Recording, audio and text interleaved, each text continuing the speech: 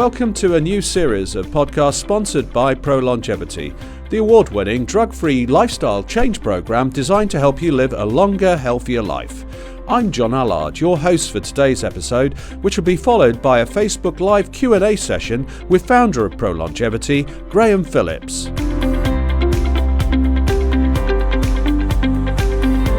The next 2 months are probably the richest months for those people that are in the slimming and fitness business, because they probably get about 40% of their trade. So whether they're a gym or whether they're selling some new miracle cure, they're all out there with their adverts. So to join us and sort the wheat from the chaff is my friend Graham Phillips.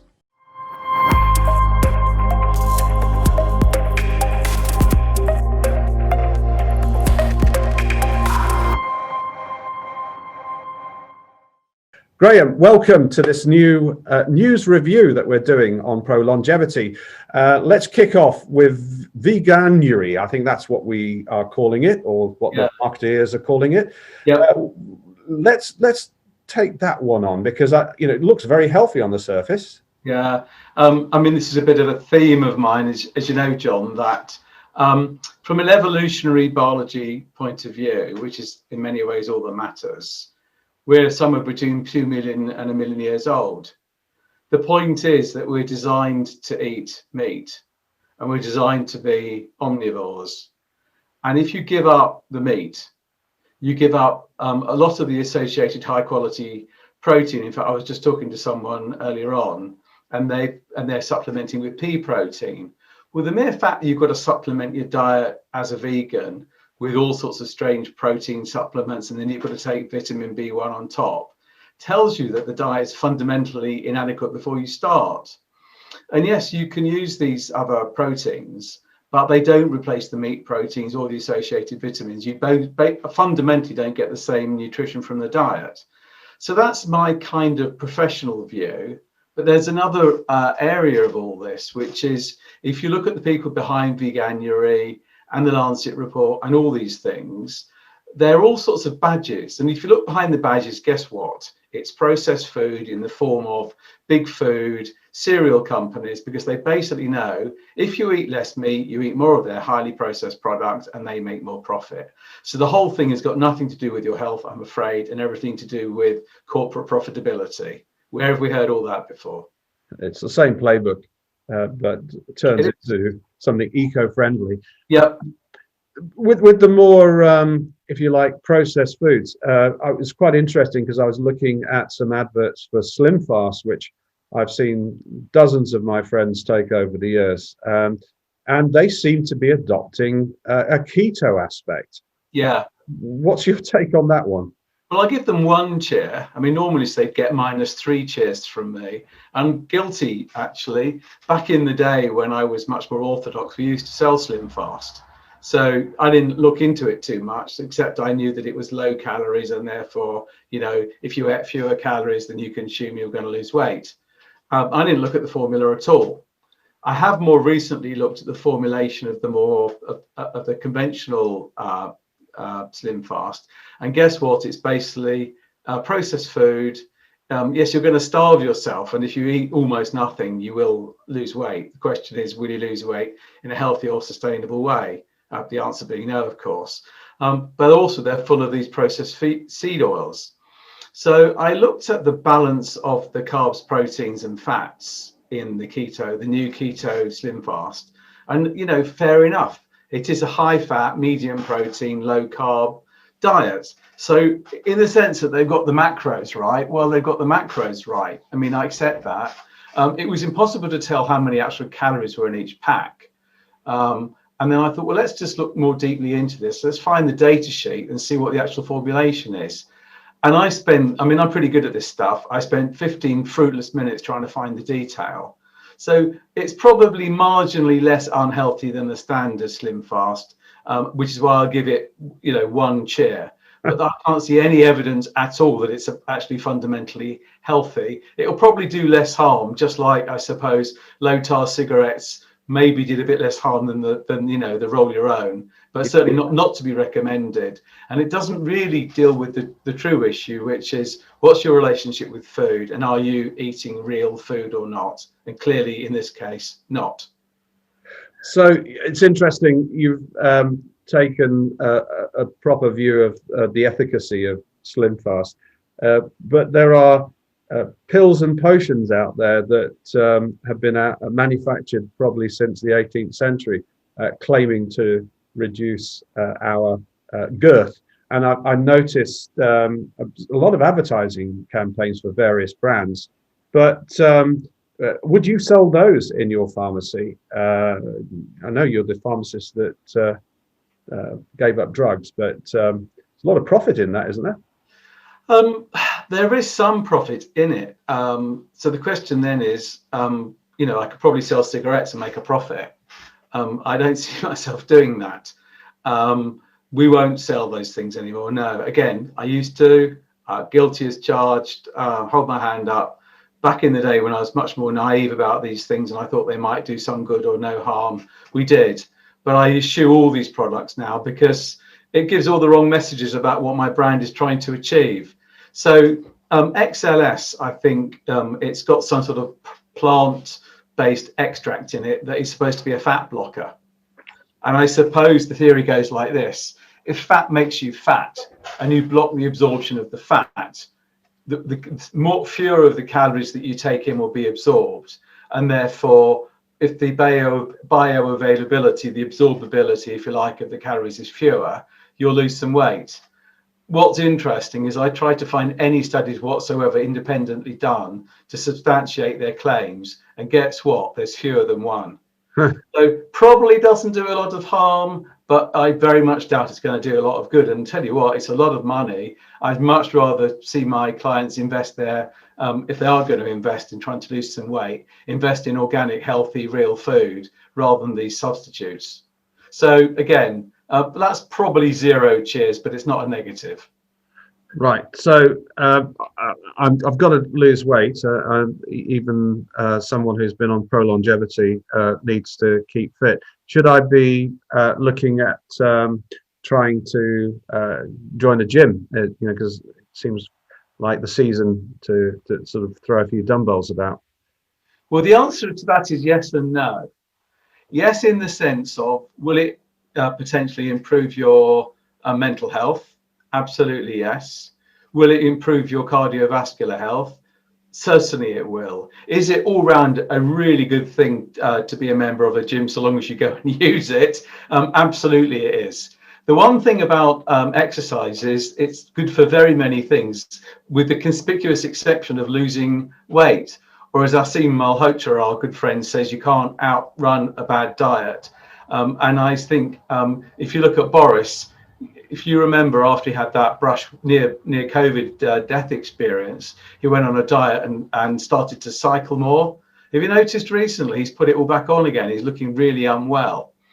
The evidence is that twofold. One is that when people exercise more, they think they're hungrier and they have an excuse to eat an extra, muffin along with their cappuccino. So people tend to eat more because they're hungrier.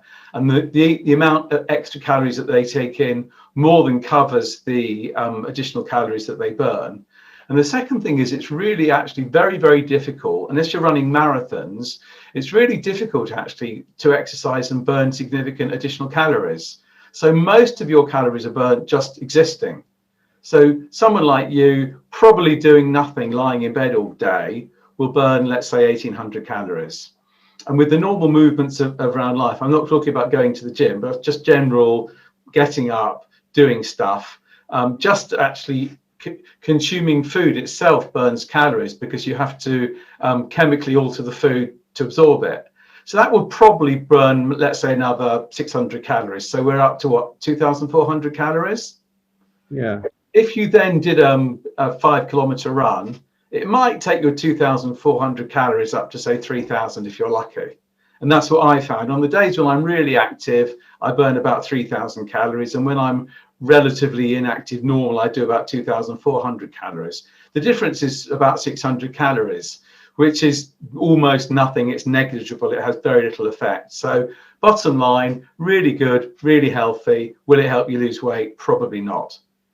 Yeah, it's quite interesting as well when you look at what surrounds the gyms. There's a lot of products supposed to be low carb, but ostensibly good for you, but full of sugar and produced by the processed foods industries. And this, that comment you made about getting hungry after you've been down to the gym. I guess the insulin level probably is driven by that wrong combination of using up some of the sugar in your blood and then fueling it with big doses of sugary biscuits or whatever. That's exactly right, John. So if you're not fat adapted, remember most of our stored energy isn't sugar, it's fat.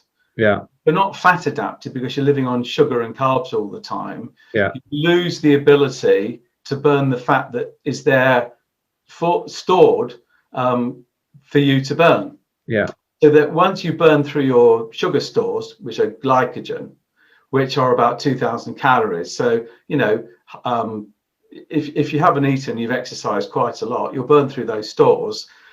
You'll then be ravenously hungry. Your blood sugar will go low. You'll feel dreadful and feel faint, and like the marathon runners do when they hit the wall. And it's all hinges on, are you eating an appropriately balanced diet? And does your body have that ability to switch from burning sugar to burning fat? And if not, you'll just hit the gym, hit the floor, and then hit the cafe for another muffin, I'm afraid. Yeah. And I should hasten to add that there's nothing wrong with gyms, but getting yourself in shape with your diet and lifestyle is what you're saying first. Let me be very, very clear. I'm not saying that you shouldn't exercise, and I'm not saying that exercise is unhealthy. Absolutely, it's really important to exercise for your physical health and your mental health, and it's incredibly healthy. The one thing exercise isn't very good at is losing weight, but that's not a reason not to do it. Yeah, absolutely. Okay, so one final campaign that we are used to is Dry January. Surely that should have some benefits, I would think. Yeah, I'm sorry, I sound like a miserable old New Year cynic, don't I? I've kind of poo-pooed all the ideas you come up with. So you're probably going to be a bit pleased to say that I'm going to give this one 3 cheers. Right. For all sorts of reasons. There's all this evidence, isn't there, particularly during lockdown, that everyone's drunk a great deal more alcohol. Mm. And we can all understand the reasons for that. Of course, alcohol's addictive. It's fattening because it's hidden calories, and it generally is a bit of a metabolic poison. But there's people also don't necessarily realize this, that I talked about that being a fat adaptation, where that you can move from burning sugar to burning fat backwards and forwards, a bit like a hybrid car moves between the 2 energy sources in a seamless way. And that's where I want my clients to be. Yeah. Now, this is a bit scientific, but bear with me. The body needs fat. It can't survive without fat and the fat soluble vitamins. The body needs protein. Carbs and sugar are entirely optional. But if you never eat carbs or sugar again, your blood glucose will never be 0, because the body remanufactures just the amount of glucose it needs to maintain certain level of blood glucose for the body's requirements by remanufacturing the stored fat. So you've got these, when you go into fat burning mode, you consume the fat as energy, and the glycerol to which the fat is attached is remanufactured in the liver and reprocessed back to just enough glucose to maintain glucose levels in the bloodstream. Are you with me so far? Yeah. Okay. So here's the rub. The same pathway is poisoned or at least affected by alcohol. So I find this a lot with clients. They'll say, well, I had a stiff drink and I thought it was sugary and it would raise my blood glucose. But far from raising my blood glucose, I had a hypo and I felt terrible. Why is that? And the answer is Shorts aren't actually that sugary, but they're quite alcoholic, and that poisons this pathway. It's called gluconeogenesis, if you want the technical term, but it's that pathway by which the liver maintains sufficient blood glucose when you're not taking lots of sugar and carbs in. So you're poisoning your ability to maintain homeostasis, the right level of blood glucose, and it's also not going to help you adapt to become fat adapted and burn fat for fuel rather than sugar as fuel.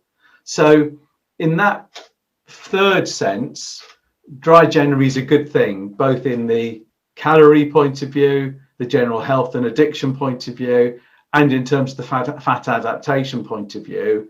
Lots of good in all sorts of ways. And I've challenged quite a lot of my clients this year to go for dry January. It's surprising how many of them have. And actually, the majority of them haven't found it that difficult. So yes, 3 cheers for dry January. Brilliant. Well, I think that's given us a good steer to navigate and sober up a little bit after all the festivities. We'll have some more of these chats with Graham. I think we'd welcome through the Facebook group ideas on themes and topics as we head into recovering, we hope, soon from this terrible pandemic. So topics like boosting your immunity, because we're going to need that with all the different variants, and I think COVID is going to be with us for a long time. Yeah. But any ideas like that, I'm sure, Graham, you'd welcome us having these sessions. 100%. I want this whole community to be as useful to its members as it possibly can. And the only way I can do that is by getting feedback. So thank you, John, for that. And yes, please come and join our Facebook group. Send me an email, whatever works for you. Let me know what's useful and we'll cover it for sure. Okay, so I'll give away a little bit of a secret. We have pre-recorded this session with Graham, but we're playing it out live right now on Facebook. So if you're a member of the group, you're now invited to do a Q&A with Graham. Graham will pop up live in the Facebook group feed. So I'm sure there are lots of other angles and tactics and topics that could help you get off to a good start in 2021. Graham, thank you so much. It's always a pleasure. I'm always learning stuff with you. That bit about alcohol in particular, I'm going to take to heart and slow down a little bit. I think it's been a bit too easy to increase the intake. Yeah. So thank you very much. Thanks, John, and Happy New Year to you.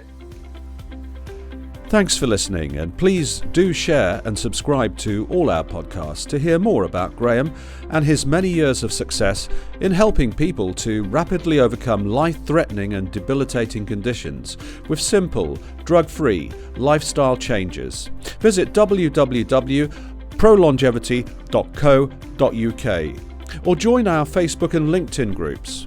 There you'll find daily updates and tips on the science and safe, scientifically proven ways to reduce the risk of serious ill health from common killer diseases such as type 2 diabetes, coronary heart disease and cancers. Now, if you're watching this live as part of our Facebook Live, stay with us for Q&A on today's topics with Graham Phillips. Over to you, Graham.